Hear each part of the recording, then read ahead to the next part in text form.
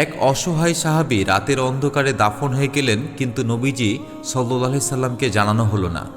কেন সাহাবীরা নবীজিকে ডাকেননি? আর সকালে খবর শুনে কেন নবীজি সাল্লাল্লাহু আলাইহি সাল্লাম ব্যথিত হলেন?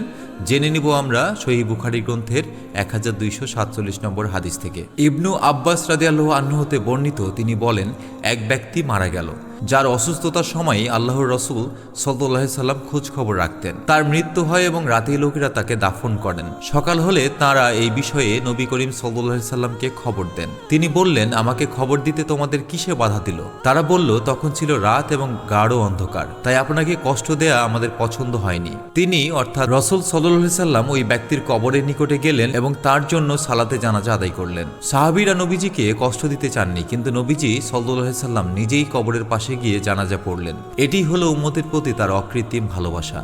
নবীজির এই দোয়া সেই সাহাবীর অন্ধকার কবরকে নূরে ভরিয়ে দিয়েছিল। আল্লাহ আমাদের উপরও নবীজির সেই সাফায়াত নসিব করুন, আমিন। জাযাকাল্লাহু খাইরান।